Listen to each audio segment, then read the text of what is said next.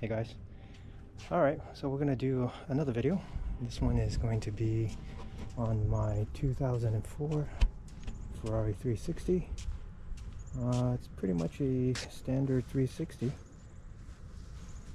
got about 20-odd thousand miles. Of course, I've always done modifications, so you'll see that these have the HRE P40 wheels, which are also the same wheels that I have on my Lamborghini and Porsche Turbo.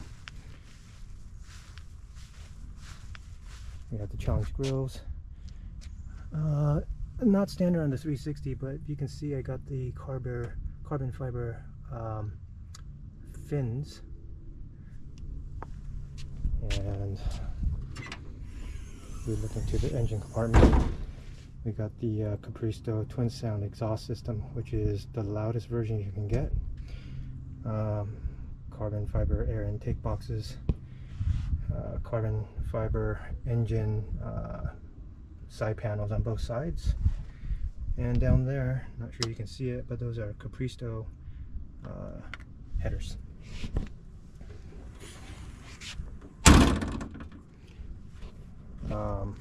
Moving around, you can see that it has the Challenge Stradale side skirts.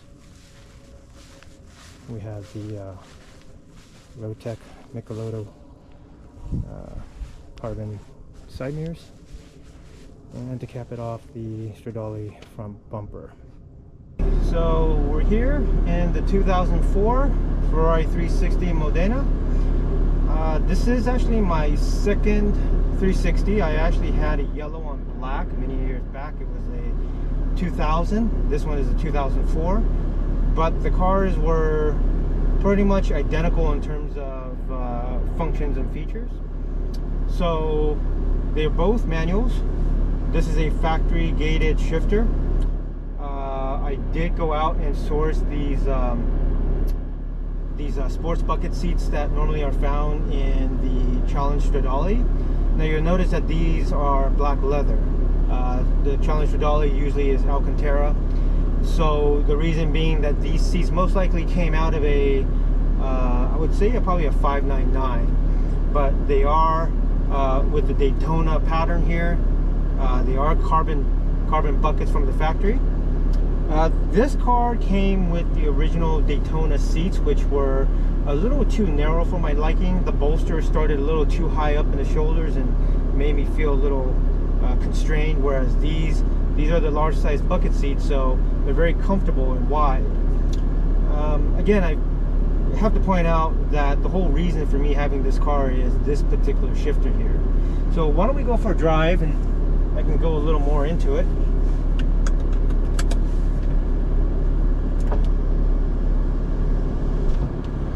So the story behind Ferrari is that when I was younger and in my teenage years, the magazines had the Ferrari 348 that came to market. And of course, Ferrari has always been a name that was synonymous with being a little bit out of reach for the main population, but also, you know, it has sort of a prestige and mystique to it in terms of its performance. Now, the 355 is where it really kicked in for me. The 348, you know, I think now I can appreciate the car for what it is.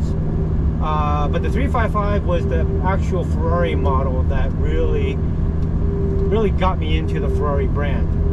And in fact, when I was in my earlier 20s, you know, before I was able to buy a Ferrari, my only way of experiencing one, and being that I was successful enough in rewarding to myself, instead of buying one, I had first rented one. And that particular car that I rented first was a Ferrari 355. It was a Spider that was red on tan with a manual shifter. And what I loved about it and was surprised about it was how smooth that car was to operate. Meaning the shifter was easy, the clutch was very buttery soft. It was just a great car to drive. And of course, if you know Ferrari and you know the 355, it was probably known as one of the best sounding Ferraris ever made. And with it being a Spider in convertible form, you get all that sensation. So I had that car for over a weekend, and it just really impressed on me what it was like to own a Ferrari. Now fast forward a little bit, when I got a little bit older and I was able to afford my first Ferrari, I went for the 360 because it was a more modern car. It was also, in my mind at the time, the better car to have, and I think it still is. Although I think the 355 still delivers a very unique experience.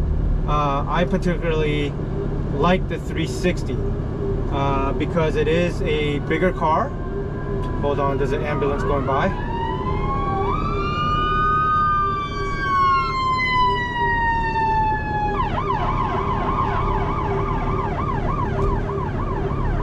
Anyway, so when it came time for me to look for a Ferrari, I ended up buying my first 360 from the Ferrari dealer in Las Vegas.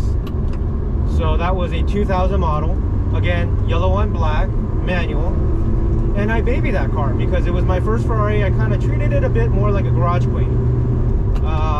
Not only because of that, but because, you know, running a business, you tend to get a little busier as you become slightly more successful, and that's what it was. It just kind of took away a lot of time to enjoy that car. And the reason I bring that up is because as the story would go on, I've had that 360 for about 3 years.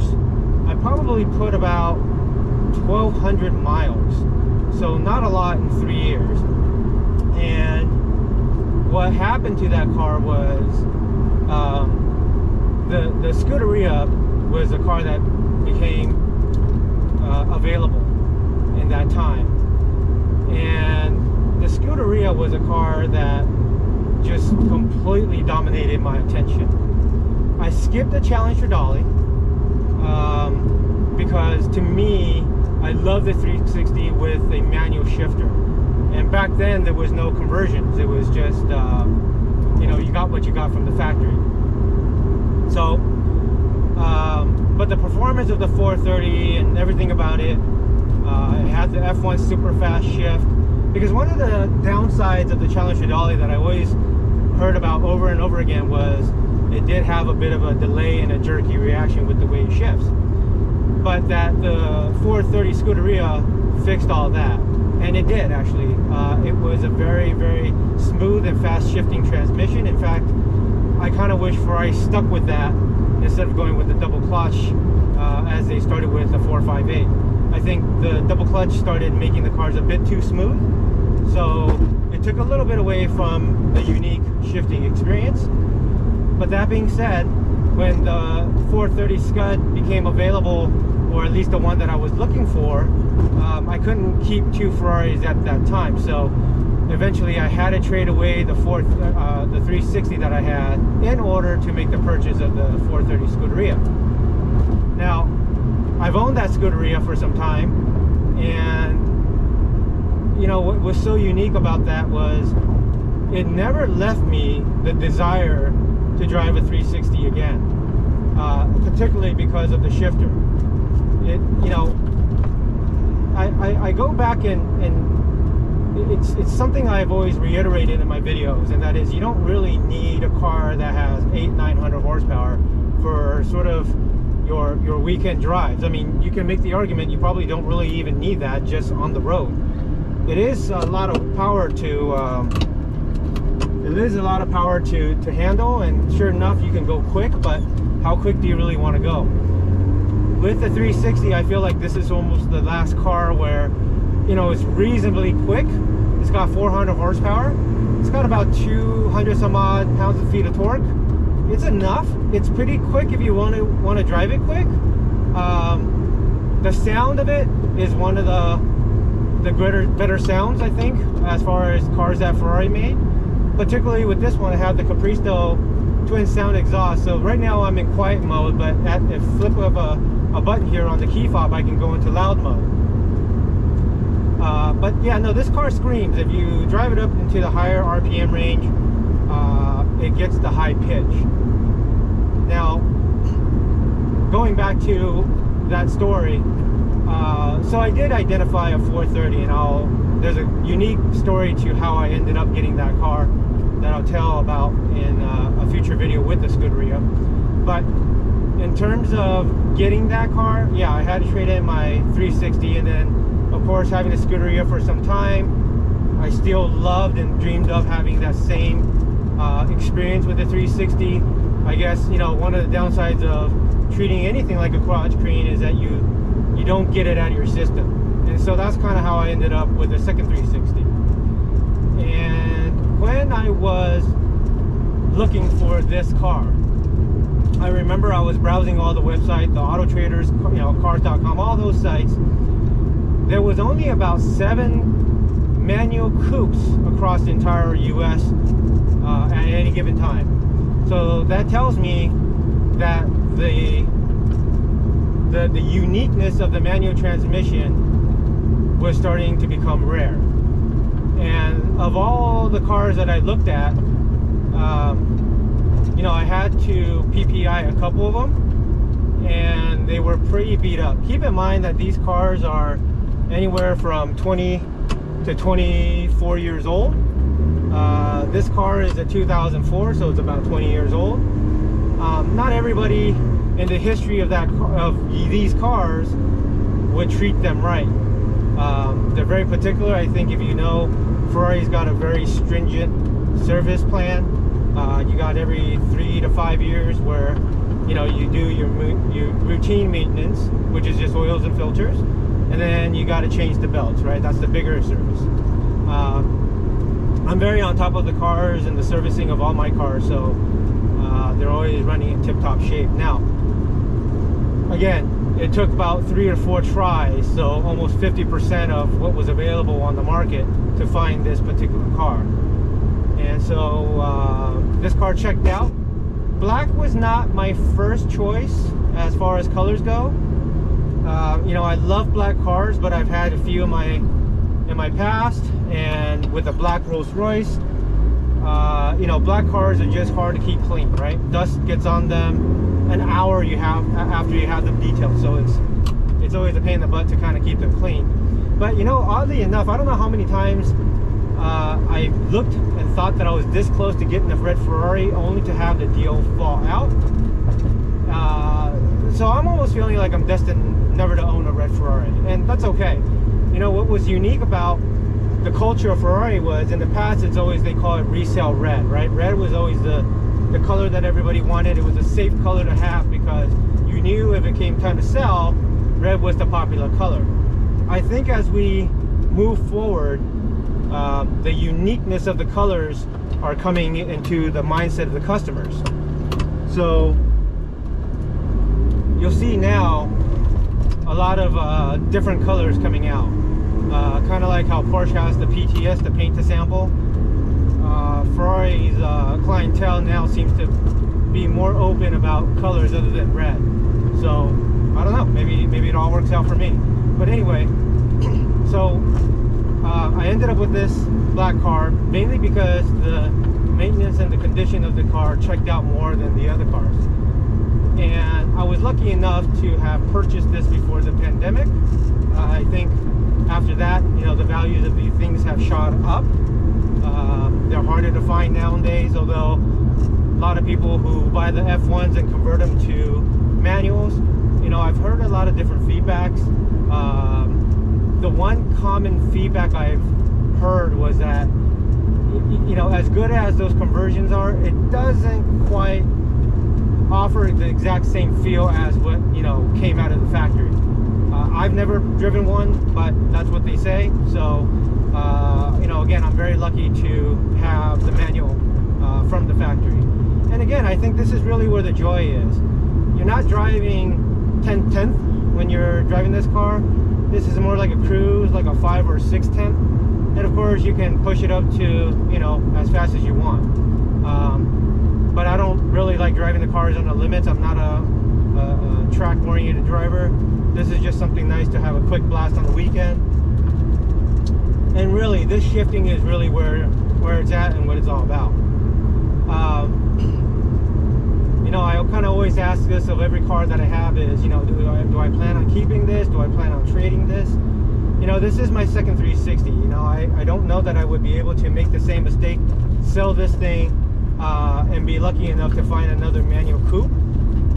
Again, they're harder to come by these days. So at this point, I would say no. I think this will probably just stay in the collection. If I get any more Ferraris, maybe it'd be an addition to what I have. But you never know. So, but right now I have no plans to trade this or get rid of this. What else can I tell you about this car? You know, I think the 360 is probably one of the most unique designs. I wasn't very enthused about the 458 design. For me, it felt like Ferrari got a little too, I mean, I know they had to take it up another notch after the 430, that the 458 had to kind of push forward-thinking designs.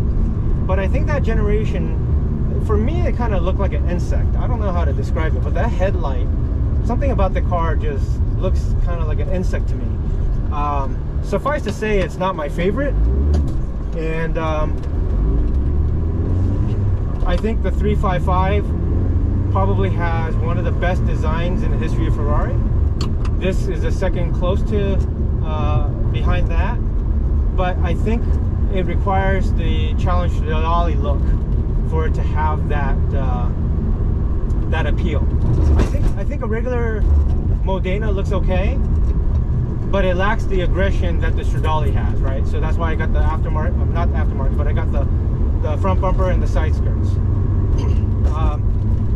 You know, the Scuderia, I think, comes third after the design of the 360 to me, and that's just my personal opinion. As far as future Ferraris go, I think the 488 Pista and the F8 Tributo are the next best looking V8 platform models.